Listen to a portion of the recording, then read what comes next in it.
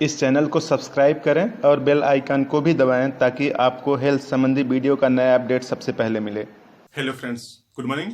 आज की वीडियो में हम लोग बात करते हैं कि ओआरएस सोल्यूशन कैसे बनाया जाए और उसमें जो ओआरएस सोल्यूशन में जितने भी कंपोनेंट होते हैं उनका क्या यूज है। क्योंकि गर्मी आ रही है तो डिहाइड्रेशन की समस्या आम समस्या हो जाएगी गर्मी के दिनों में। अब खासतौर से छोटे बच्चों में डिहाइड्रेशन बहुत सीवियर होता है और बहुत जल्दी उनको डिहाइड्रेशन हो जाता है।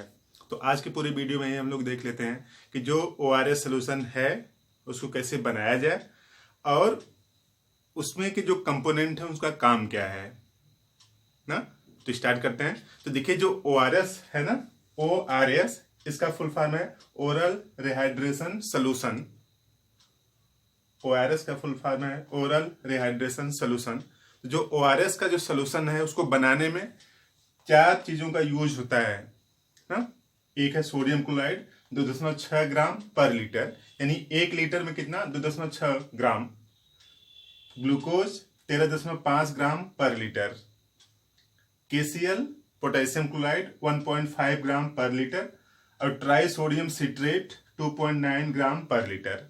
तो ये 4 कंपोनेंट मिल करके ओआरएस का घोल बनता है इन्हीं से ना। तो अब देखिए, ये चारों कंपोनेंट है, सबके अलग अलग काम हैं।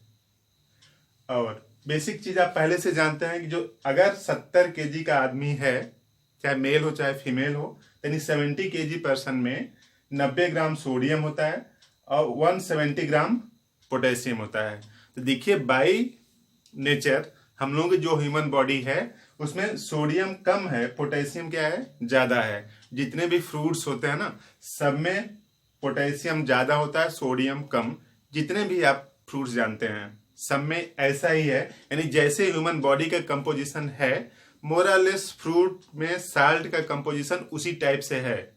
इसीलिए बोला जाता है ना कि आदमी बीमार है तो भी फ्रूट्स खा सकता है और चीजें नहीं खा सकता है, क्योंकि उसमें सिंपल फॉर्म रहते हैं, एकदम सिंपल फॉर्म रहते हैं तो आसानी से एब्जॉर्ब हो जाते हैं, एसिमुलेट हो जाते हैं, बॉडी के अंदर आसानी से एडजस्ट हो जाते हैं। इसीलिए बोला जाता है कि आप फ्रूट्स खा सकते हैं। इसलिए कि फ्रूट्स का जितने भी फ्रूट्स हैं, चाहे पपीता ले लीजिए, केला ले लीजिए, सेब ले लीजिए, सबका कंपोजिशन बॉडी के कंपोजिशन से मैच करता है। तो इस तरह से है। अब देखिए, ये जो ट्राई सोडियम सिट्रेट है ना, ये नींबू में ठीक से पाया जाता है। और देखिए, सोडियम और पोटेशियम बनाते क्या है, sodium potassium form, sodium potassium pump. यानी जो सोडियम पोटेशियम है, सोडियम का कीटान है, पोटेशियम कीटान क्या बनाते हैं, सोडियम पोटेशियम पंप बनाते हैं। करते क्या है, पहले इसी को समझ लेते हैं, फिर इनके सबके काम देखते हैं। तो देखिए, सोडियम पोटेशियम पंप करता क्या है कि जैसे ये सेल है ना, सेल है, तो इस सेल के अंदर पोटेशियम ज्यादा होता है ऐसे, और सेल के जो बाहर वाला स्पेस होता है उसमें सोडियम ज्यादा होता है। तो ये नॉर्मल कंपोजिशन है। यानी यहाँ पे पोटेशियम ज्यादा है, इसका मतलब ये नहीं कि सोडियम नहीं है, सोडियम भी है, लेकिन पोटेशियम ज्यादा है, सोडियम कम है। और सेल के बाहर जो है ना, यहाँ पे सोडियम ज्यादा है और पोटेशियम क्या है, कम है। तो इस सोडियम पोटेशियम पंप का यूज क्या है, देखिए, जो नर्व सेल होती है ना, जिसको न्यूरॉन बोलते हैं, ठीक है। जैसे मान लीजिए एक सिंपल से नर्व सेल है ऐसे, ठीक है, इधर ये सिग्नल को रिसीव करता है ना, सिग्नल को रिसीव करके इस तरह से इधर पहुंचाता है ऐसे ना, इसको आप क्या बोलते हो, न्यूरॉन बोलते हैं। तो इस न्यूरॉन में इसके अंदर पोटेशियम आयन का कंपोजिशन क्या होता है, ज्यादा होता है, और इसके बाहर जो होता है ना, सोडियम का कंपोजिशन ज्यादा होता है। जैसे मान लीजिए आपने यहां पे टच किया ना, तो ये सिग्नल इधर भेजेगा। तो सिग्नल जब इधर जाएगा ना, तो सिग्नल जाते समय क्या होगा कि पोटेशियम बाहर जाएगा, सोडियम अंदर आएगा। तो जब सिग्नल इधर पहुंच चुका होगा तो फिर अपने रेस्टिंग पोटेंशियल में आ जाएगा, यानी पहले जैसी स्थिति थी उस तरह से आ जाएगा। यानी जैसे जैसे संवेदना इधर से ऐसे ऐसे जाएगी, पोटेशियम बाहर जाएगा, सोडियम अंदर आएगा। लेकिन जो ही संवेदना आगे जा चुकी होगी, पोटेशियम अंदर की तरफ आ जाएगा, सोडियम बाहर चला जाएगा। तो इसी पूरी फेनामेना को क्या बोलते हैं, सोडियम पोटेशियम पंप।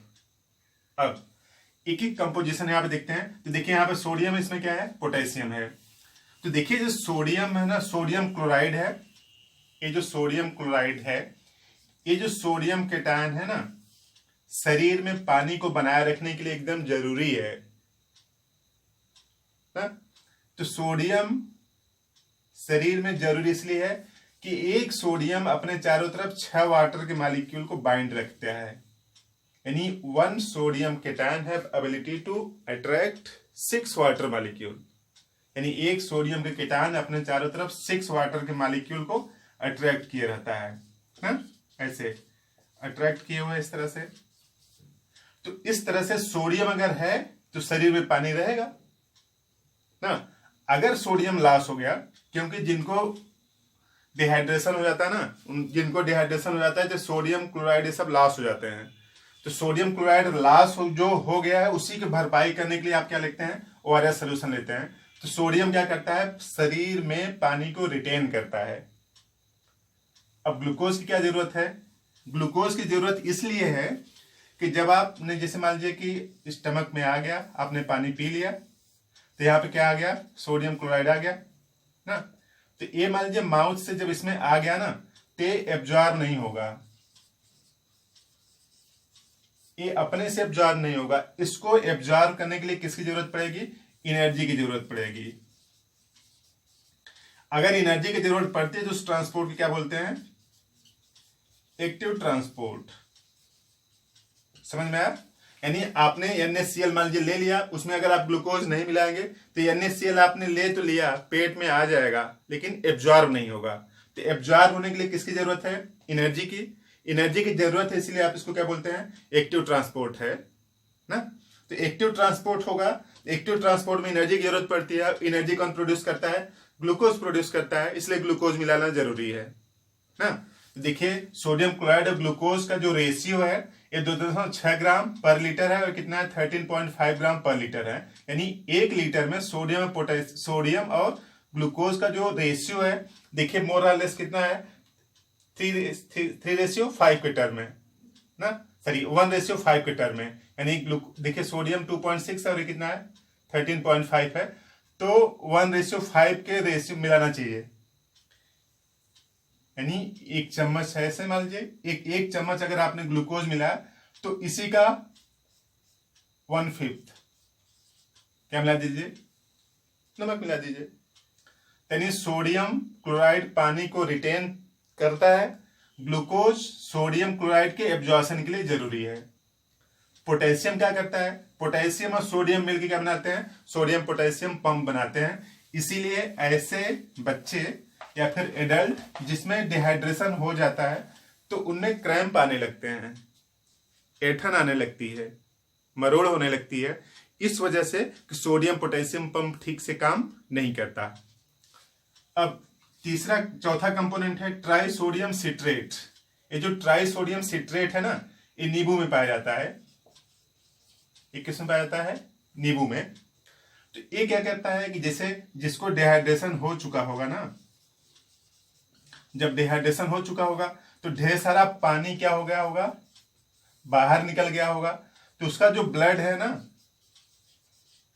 ब्लड की डेंसिटी बढ़ जाएगी कि नहीं। देखिए डिहाइड्रेशन हुआ, पानी बाहर निकल गया, तो उसकी ब्लड की डेंसिटी बढ़ जाएगी कि नहीं। तो ब्लड संभावना बन सकती है कि क्या बना ले, थक्का बना ले। समझ में आ रहा है? अगर आप किसी ऐसे बच्चे का जिसका डिहाइड्रेशन हो गया होगा तो पानी ढेर सारा निकलता है, क्योंकि बार बार डायरिया डिसेंट्री हो रही होगी, वोमिटिंग हो रही होगी, तो सॉल्ट लॉस होते हैं ना। तो डिहाइड्रेशन होगा तो पानी बाहर निकलेगा, तो ब्लड प्रेशर कम होगा कि नहीं, ब्लड प्रेशर कम होगा तो ब्लड की डेंसिटी, ब्लड प्रेशर कम इसलिए होगा कि ब्लड का अमाउंट कम हो जाएगा। जब ब्लड का अमाउंट कम हो जाएगा तो डेंसिटी बढ़ेगी ना, जब डेंसिटी बढ़ेगी तो संभावना बन सकती है कि थक्का बन जाए। इस थक्का जब से रोकने के लिए क्या मिलाते हैं आप, ट्राइसोडियम सिट्रेट। जो नींबू होता है ना, उसमें सिट्रिक एसिड इसी फॉर्म में पाया जाता है, ट्राइसोडियम सिट्रेट। यानी आप 1 चम्मच नमक लेते हैं, सॉरी अगर मान लीजिए 1 चम्मच नमक लेते हैं तो 5 चम्मच ग्लूकोज लेना पड़ेगा, क्योंकि आप वेट तो कर नहीं सकते 2.6 ग्राम 13.5 ग्राम। आप इसको अंदाज से ऐसे मिला सकते हैं घर पे जो बनाते हैं। तो 1 चम्मच अगर आप ग्लूकोज मिलाते हैं तो लगभग 1/5 चम्मच क्या मिलाएंगे, सोडियम क्लोराइड है। और नींबू एक उसमें निचोड़ दीजिए, 1 नींबू निचोड़ देंगे तो इतना ग्राम आ जाएगा लगभग। और एक केसीएल की बात है, पोटेशियम क्लोराइड कहाँ से लाएंगे, क्योंकि पोटेशियम क्लोराइड तो घर पर रहता नहीं। तो देखिए इसका अल्टरनेट क्या है कि पोटेशियम क्लोराइड बहुत ठीक मात्रा में पाया जाता है केला में और पालक में। केला और पालक में पोटेशियम क्लोराइड एकदम ठीक मात्रा में पाया जाता है। ठीक है, ये जो केला है ना, इसमें 358 मिलीग्राम पर 100 ग्राम में, यानी अगर आप 100 ग्राम केला लेते हैं ना, 100 ग्राम क्या लेते हैं, केला, ठीक है, 100 ग्राम केला में 358 मिलीग्राम ये होगा पोटेशियम क्लोराइड होगा। ठीक उसी तरीके से पालक लेते हैं जिसे 558 मिलीग्राम पर 100 ग्राम है। यानी आप पालक को बॉयल कर लीजिए पानी में और उसको बॉयल कर देने के बाद पेशेंट को पिला दीजिए जिसको डिहाइड्रेशन है। तो देखिए फिर से एक बार रिवाइंड कर देते हैं शॉर्ट में। सोडियम क्लोराइड क्या करता है कि पानी को रिटेन करता है। ग्लूकोज क्या करता है, सोडियम क्लोराइड शरीर में एब्जॉर्ब हो सके उसके लिए ग्लूकोज जरूरी है, क्योंकि सोडियम क्लोराइड का ट्रांसपोर्ट कैसा होता है, एक्टिव ट्रांसपोर्ट, और उस ट्रांसपोर्टेशन के लिए किसकी लगती है, एनर्जी की जरूरत पड़ती है। पोटेशियम क्लोराइड क्या करता है, सोडियम और पोटेशियम मिल करके क्या बनाते हैं, सोडियम पोटेशियम पंप बनाते हैं। सोडियम पोटेशियम पंप से इंपल्स संवेदना एक जगह से शरीर के एक भाग से दूसरे भाग में चलती है ना।